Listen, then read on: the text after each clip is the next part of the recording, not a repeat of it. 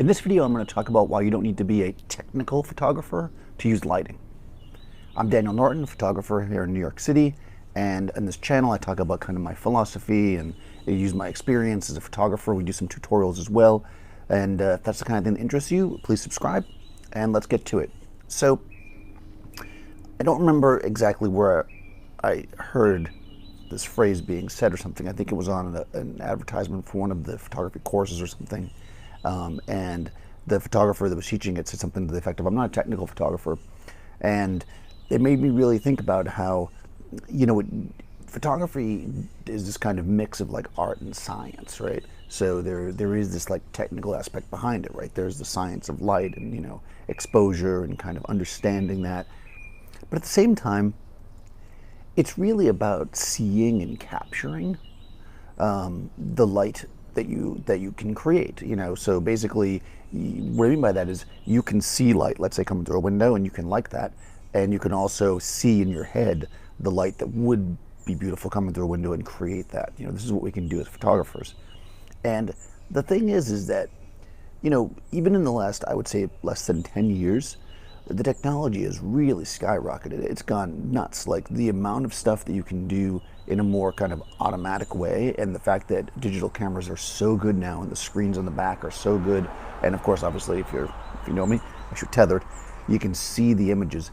You really can learn to build amazing photos without even really knowing what you're doing, in the sense that like you wouldn't be able to describe it with like ratios and that kind of stuff, because I think when I was coming up and you would read books, people would talk about, and I still get questions about this stuff, and I usually, as you know, they'll talk about, well, for a portrait you need a 2-to-1 ratio of the shadows. I don't really feel like that's something that people need to think about as much anymore, because you can see it. Your intuition can look and feel like where the shadow should be based on the mood that you want. And because you're able to see the images right away, you're able to adjust on the spot. I'm not saying that you should just randomly shoot and then hopefully you get a good shot, like spray and pray, as they say. But I do think that like there's this certain aspect of photography that is kind of in your gut. That you can kind of see where the light is, and you want to move it around. And of course, this comes more and more with experience, and but this is why you can get people that are actually, pretty darn good photographers, in the sense that like their pictures look great when you look at them on Instagram or whatever. But then if you, let's say, go to a demonstration that they're doing, it seems, if if you're a technical person, you're looking at it like, you're just like, what are they even doing? Like, why are they doing it like that? But the reality is that if that works for them, as long as they can repeat it, it's actually kind of interesting and good that they can do that.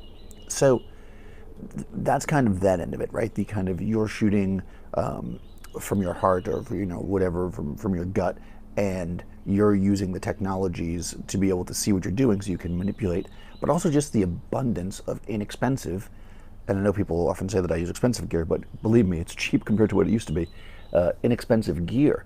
The amount of small flashes, or even bigger flashes that use TTL for exposure, so you can just get a remote and put it on top of your camera, and when you take a picture, it pretty much gives you a perfect exposure. Perfect.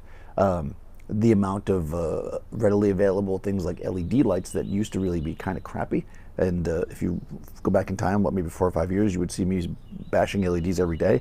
I mean, I still bash cheap LEDs because really cheap LEDs are terrible, but like stuff like for instance, I know that Seth has been using the Westcott Flex a lot. Like, that is really cheap, all things considered. And actually, light panels now are like $1,000 for a light panel. That's nuts. They used to be like $3,000, and they weren't nearly as bright. So it's like they're brighter, they have better color rendition, they're less expensive, so you can use constant lights. So if you're somebody who just is good at just seeing, light, and you don't really, you're intimidated or don't understand the flash aspect of it, you can start with constant lights and really learn from there, because they're pretty darn good, and you can actually do it without, a massive expense, or, the size and bulk of the old equipment that we used to have to carry around. I use tungsten lights a lot, and now more and more LEDs in my personal work, because I really like the feel of using a constant light, and I'm not intimidated at all by the technical of using flash. But flash definitely has a different feel, right? Flash is a very specific thing, and it has some very, very useful things about it. Basically being able to stop action, just the amount of power that you get, all that's fantastic, right? So you've got that we can work with. But even if you're using it, again, like I said, TTL, right? The ability to see the images right away. It used to be you'd have to use a light meter, you'd have to figure it out, get your ratio within where the film can handle it, because film only has so much latitude, especially chrome, which is what you used to have to shoot for any professional stuff. And then you would make a Polaroid, and you have to wait 2 minutes for the Polaroid to process. Then you'd look at it. If you had to make a change, you'd adjust everything, make another shot, wait another 2 minutes.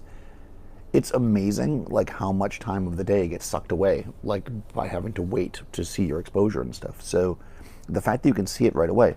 Now, what I would say is there is a danger in this, right? The danger is that if you just take your camera and start making photos and then making random adjustments until they come out good, and you don't take the time to at least try to understand what you're doing in a repeatable way, not even if you understand all the science of it, if you just understand, okay, well, in order to get this darker, I moved the light closer because it, maybe you don't know it has to do with the inverse square, blah, blah, but you understand that when you do that, right, you can see it with your eye, so you can repeat that next time. That's what's important. So yeah, go out there and shoot, right? Like use your feelings, see the light, and just kind of use the technology, so you can almost shoot dumb in a sense. So just go in there and just be like, I'm shooting, But at the same time, look at what you're doing. Pay attention to the moves that you make, especially ones that don't work as much as ones that work, so that if you choose to do something professionally, or for hire, or even for somebody else where they're not going to want to take the time just while you're goofing around, you want to be able to do something kind of repeatable. So you don't need to be a technical photographer to use light. So I don't want people to be afraid to use lighting. I think that's actually one of the things people, and I'm going to be honest, I don't like, and I actually see this happening a lot of this marketing that's out there that's like kind of almost wanting you to be afraid of it. Like, we'll teach you so you don't screw it up. It's like, it's a picture. You're not saving the world. If you take a bad flash picture, just take another picture. It's like, I don't understand why people get so freaked out by this stuff. Do it. Don't never have you used flash before, show up on a job where somebody's paying you a lot of money and do it. That's stupid, and you wouldn't do that no matter what you're doing. But if you're learning, if you're playing, if you're trying to enjoy it, try things. Why be intimidated by it? What's the reason to be afraid of the flash, right? There's no reason to be. You don't need to be technical. You just need to kind of have a sense of what you want things to look like. And to be honest, I actually think that's harder. In the scheme of things, learning kind of the basics of getting a proper exposure, even when you had to do it all manually, is the easiest part of photography for most people when it comes down to it. If you just put your mind to it, it's not that complicated. It's basically just memorizing. It's like, memorizing formulas and, which you could write down even on a piece of paper, and using a light meter, which once you know how to do that, it's pretty easy to get a decent exposure. What's hard is working with subjects, coming up with good ideas, making lighting that's interesting and not just good, right? I think that is the part of the photography, the meat of it, that makes for a good photographer. And none of that requires you to be technically knowledgeable. I mean, there's actually a lot of people that get into photography like as a second career that came from some other creative area, like they were an art director or they were a makeup artist or a stylist, and they don't really know how to use the equipment in a really good way, but they have a great eye and they know how to work the set, and they know, having been on sets for their whole life, that they can hire photo assistants and stuff that are technical if they needed something. So remember that too. There's crew out there. That's what they're there for. If you have an idea and you don't know how to light it, you can probably hire a skilled photo assistant to do it, for you. And that's what a lot of photographers do. That doesn't mean that they're not good photographers. It doesn't mean even that they can't do it. I mean, when I'm on bigger jobs, like, I don't set up all my lights myself. I have assistants do it because that's what they do on set.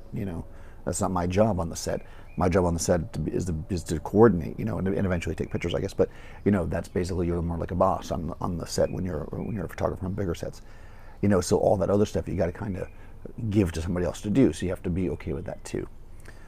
And I think that even then you don't need to be super technical, because if you hire a photo assistant, you say, you know, I want to, in fact, I worked when I was a photo assistant for many photographers that I know could never have lit the stuff that we did, but they just told me how they wanted it to look.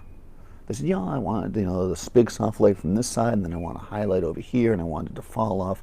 And then me being technical, because I am technical, I could set that up for them, you know, and then they could shoot it. So remember that there's people out there that help that you can hire if it's a job.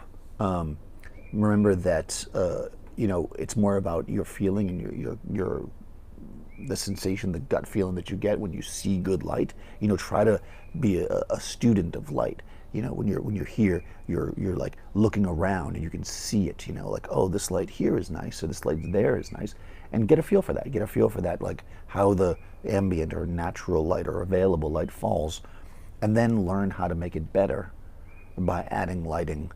You know, and again, you don't need to know all the technical. I couldn't tell you the exact math for the inverse square law. You know, the light falls off at the inverse of the blah blah blah. But I do know this: when you move the light closer, the fall off is more, and when you back it up, it's you know, it's less. So if I want more coverage and less fall off, I back my light up. I also know it makes the light harder to back it up because it makes it bigger, smaller. So these are things that you learn, but you can learn it with your gut. You know, you don't need to know the exact name of them. I couldn't name it. If you ever see me do a live thing, people are always like throwing out names of, can you do a broad light? Or I have no idea what that means. I just know how to make people look good, you know. And by doing that, I just look at the light and I move it around till it looks good. I have that in my gut. I don't need to know the terms and titles and everything, neither do you. What you need to know is how you want things to look, or at least how you want them to feel, and how different lighting makes the viewer feel when they look at it. Once you have those things down, the technical stuff is all secondary. You don't need to be a technical photographer to use lighting. Don't be afraid of lighting if you, you know, if for some reason you feel like you need to be technical, because you don't. Get yourself a flash that has TTL, or get yourself a constant light source and start playing. So let me know if you want to see more videos about specifically how to use those things, because maybe I'll do some technical videos like using equipment. I haven't done a tutorial in a little while on this channel. But of course, you can watch my other stuff on Adorama TV. I'll put a link to that. If you're new here or you haven't subscribed yet, please subscribe, and I'll see you next time.